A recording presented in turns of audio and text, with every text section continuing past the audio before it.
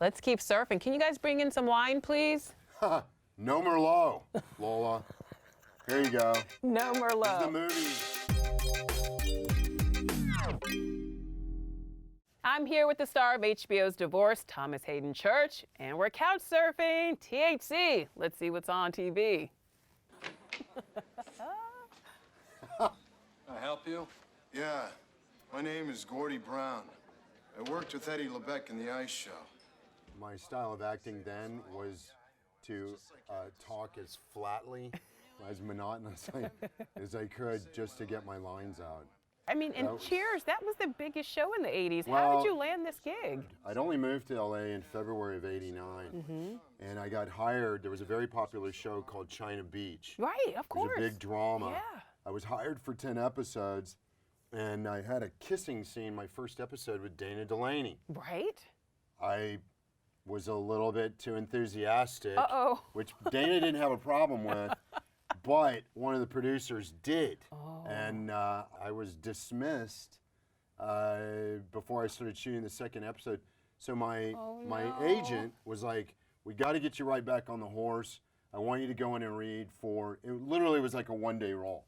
I want you to go and read for this one-day thing on Cheers. So what was it like for you to visit one of the most iconic bars in television history? Did everyone know your name when you walked in? Nobody knew my name. And in fact, I think Kelsey Grammer kept calling me John. Okay. Because they were, wait, somebody called me Frasier Tom. kept calling you John. Yeah, I think Kelsey kept calling me John. And he had been in some scrape with the law because I remember he had an ankle bracelet. No, it was thrilling.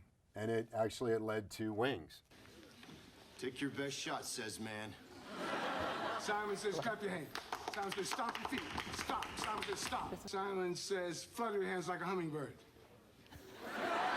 Stop. Simon says, stop.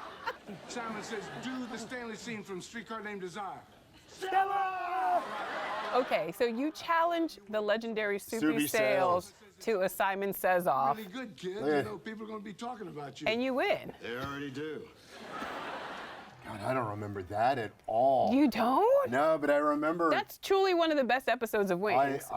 They didn't have it all written, and the hummingbird thing was mine. I had done it, for some reason, I had done it around them, and they inserted they were like, remember that time you did the hummingbird? And I was like, yeah, wait, what prompted you to do a hummingbird in front of Soupy Sales? You know, Steven Weber and I were always doing animal impressions around each other. I never think of like anything that I did on Wings as being all that funny, but that was pretty funny. That was really funny. That was funny and legendary. Yes. And, wait, after 123 episodes, you flew the coop? I did. Did you feel like Wings was clipping your wings? Why'd you decide to leave? My contract was up. I told them at the beginning of that season, look, this is not a renegotiation ploy. I really am going to leave. And so my agents, as agents are known to do, immediately started running down other opportunities. They didn't believe that I was actually going to leave, and so they never wrote me out of the show. And then we shot the Ned and Stacey pilot, which was Deborah Messing's first show. Right. It got picked up, and then they knew, oh wow, it's really over. So about 3 or 4 episodes into the 7th season, they asked me to come back, which I did do, and we finished Lowell's story. Now, you've said that this is one of your favorite film experiences. Tombstone was a great experience. As small as my role was in Tombstone, I got a lot of traction out of Tombstone. You did. It was my first feature film, and it was a huge success. Okay, here it is. Okay. Okay, what launched the OK Corral, the gunfight? Clearly homophobia. Homophobia. Yeah. Val Kilmer winks at me, and I try to kill him. Oh, my God. That's horrifying. It's a horrifying. What is that? What is You that? know?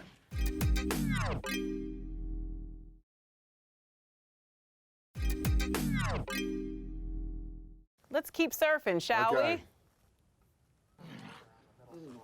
The great Paul Giamatti. we? That's right. So, did you have any idea that this film would become so huge? Whenever I read the script, I heard rumors that Brad Pitt and George Clooney were chasing it. Really? And I heard the rumors, And then after I was hired, I asked Alexander Payne, and he said yes. Clooney had even gone as far as taking him to lunch and saying, look, you know, Brad and I have discussed it. I know that Brad's also tried to get to you, but this is a great opportunity for all of us to work together. And he just wanted to move on to his next project without there being these towering movie stars. And I knew Alexander. I'd met with him on Election. I'd met with him on About Schmidt. Then I flew in for what ultimately was a screen test with only there was 4 guys left. There was myself and Paul, Matt Dillon, and Robert Downey Jr. Are you kidding? Those were the other 2 finalists. And you want to talk about a bit nerve-wracking. We did it at Warner's, what used to be called Warner's Hollywood. And when I pulled in through security and I was sitting in my car waiting, I looked over and Robert Downey Jr. was sitting in his car going over his lines. And I glanced over and there's Matt Dillon sitting in his car going over lines. I'm like, oh my God, I'm here reading against one of these guys. And it ended up, Robert Downey Jr. was going after Paul's role and Matt Dillon was going after mine. This is the movie where I learned I could grow a mustache. I had never tried to grow a mustache before this. Really? Yeah. All right. This was 12 2 weeks ago. years ago. So you're working with the great Robert Duvall, who we see there. I mean, legendary actor. Did he teach you anything about the craft? Did you guys have conversations about the work, or was it just the he and I talked a lot before we ever started shooting about the script. And one day we were on the phone, I was at the ranch, and I said, listen, Bob, I got to jump, because I'm supposed to meet my cattle partner, we got to fix a windmill. And he was like, what? Wait a second, you're going to get off the phone, and you're going to fix a windmill. I said, yes, I'm going to go fix, you know how to fix a windmill. I said, I do, Bob. He goes, oh my God, this is the greatest thing I've ever heard. You're gonna stop a script meeting and go fix a windmill. Go, God bless you, go. And he literally You're Duvall. called. I like it. He called Walter Hill. He called the studio. He goes, a son of a. Oh, I can't use bad language. Go ahead. Go a for son of a can fix a windmill. Walter Hill told me he was like, I don't know what you did to jack up Bobby, but he called me yelling at me about a windmill. There you go. Yep. Look at that. Those light rods were attached to a turboprop helicopter engine. Really? And it was right above me, and the insurance company would only let me do 1 take. And I was on a tether, on a stunt tether. And I talked Sam into letting me do it twice. And both times, I mean, we rehearsed it and rehearsed it and rehearsed it so that it literally is down to the millimeter of how far the tether would let me get towards those light bars. And in the midst of shooting the second take, the helicopter engine caught fire and started like raining fire down. And the DPs, he had a coat on because it was really cold on those stages. And the camera operator had like a jacket, and both their jackets caught fire. Bill was like slapping at the camera guy, and I'm slapping at Bill. So like put out, not big, but it did catch, because it was all this, like, it wasn't just sparks, it was literally fire. And I don't remember what exactly, why it happened, but it happened. What was it like for you to join the Marvel machine? Sam had me come in for a meeting and sort of ran through, I had no idea what the movie was.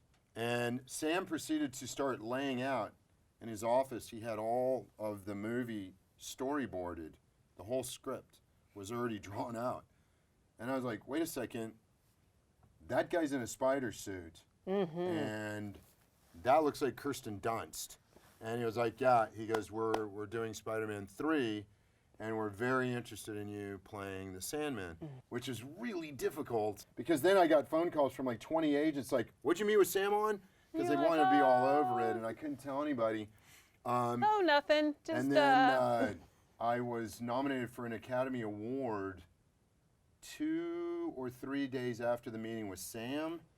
And the same day that I was nominated, Sam called and asked me to be the Sandman.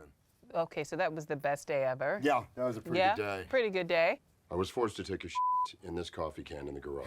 So THC meets SJP. Yes. Okay, so did the initials bring you together? What made you want to be a part of No, Divorce? we had done a film together and hit it off. And out of the clear blue, they contacted us and said, she really wants you to play her husband, and let's talk. You know, divorce can be one of the worst times in a person's life. How do you keep that funny and entertaining? We just tried to make it as authentic to real life. And on any day, there's so many things that can happen out of context aren't funny at all to you. Right. But to somebody else, it might be riotous. Right. And so that's really what we were going for, and we're continuing to go for now that we're in the midst of season 2. That's right. All right. That was awesome. Thomas, thank you so much for being here. Thanks for Thank you. couch surfing with me. Divorce airs Sundays at 10 on HBO. Check it out.